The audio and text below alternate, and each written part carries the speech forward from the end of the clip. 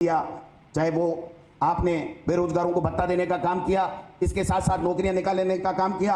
आपने हम सबको एक बार नहीं 10 बार बुला करके विभाग के अधिकारियों के साथ कहा कि जो भी कोर्ट में भर्तियां हैं आप देखिए, परीक्षण कीजिए और मेरी खुली छूट है, आप उनको वापस लाइए। और ये बेटे और बेटियां जो कह रहे हैं हम की वेटिंग लिस्ट निकालिए, वो वेटिंग लिस्ट निकालने का काम सुप्रीम कोर्ट से एसएलपी लेकर के वापस करने का काम किया तो वो अशोक गहलोत जी आप हैं। निश्चित रूप से युवा आपको साधुवाद दे रहे हैं, आपको धन्यवाद दे रहे हैं, आपके दीर्घायु होने की कामना कर रहे हैं। आज भी 31,000 की जो रीट की भर्ती हुई है, माननीय मुख्यमंत्री जी, देश के इतिहास में गिनीज बुक में नाम लिखा जाएगा। जिस प्रकार की व्यवस्था देकर के आपके नेतृत्व में बच्चों को फ्री देकर के आपने, चाहे प्राइवेट बसें हो चाहे सरकारी हो, राजस्थान रोडवेज की बसें कम पड़ने लगी तो आपने कहा पैसे की चिंता करने की जरूरत नहीं है, आप अधिग्रहण कीजिए प्राइवेट बसें और पैसे देंगे।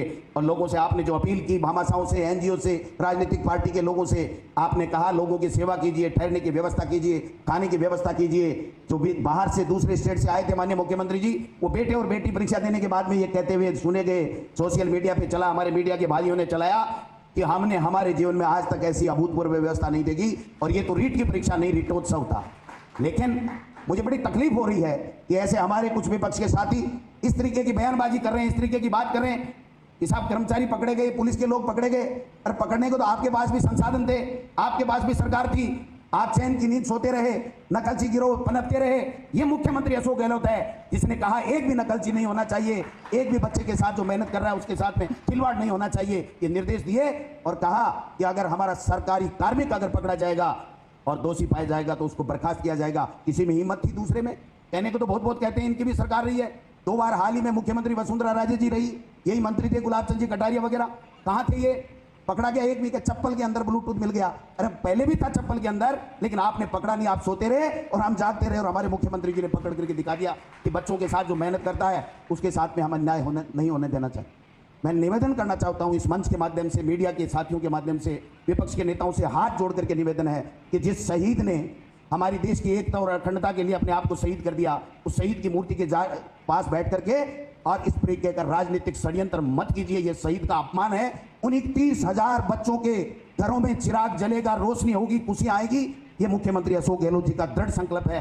किसी को चिंता करने की जरूरत नहीं है। अगर कोई गलती हुई है, कोई बेईमानी हुई है, कोई गड़बड़ हुई है तो हमारी पुलिस को बताइए, मुख्यमंत्री जी को बताइए, हमको बताइए, हमारे किसी एमएलए, किसी मंत्री को बताइए। जांच कराने के लिए तैयार हैं, दोषी को दंड देने के लिए तैयार हैं। लेकिन इस तरीके की बकवास करके पेट के मरोड़े इनके इसलिए चल रहे हैं माननीय मुख्यमंत्री जी कि गिनीज बुक में नाम लिखा जाएगा कि राजस्थान में इस प्रकार की शानदार व्यवस्थाओं के साथ में 31,000 बच्चों को नौकरी मिलेगी। मैं कहना चाहता हूं यही नहीं रुकना। कल माननीय मुख्यमंत्री जी से मैं मिला था, उन्होंने कहा डोटासरा जी आपके विभाग में भर्तियां ज्यादा निकलती हैं, 19,000 की बजट घोषणा है, 10,000 की कंप्यूटर की स्थायी भर्ती है, वो 29,000 का हमको जल्दी से जल्दी विज्ञप्ति निकलवानी है। मैं माननीय मुख्यमंत्री जी इस मंच के माध्यम से आज इस 2 अक्टूबर की जयंती पे आपसे निवेदन करना चाहता हूं कि अक्टूबर के अंदर अंदर आपके नेतृत्व में 29,000 की भर्तियां और निकलेंगी। ये आपका एक विजन है, आपका एक सोच है कि हमारा बेटा और बेटी नौकरी लगना चाहिए, जिसका अधिकार है, जो मेहनत करता है।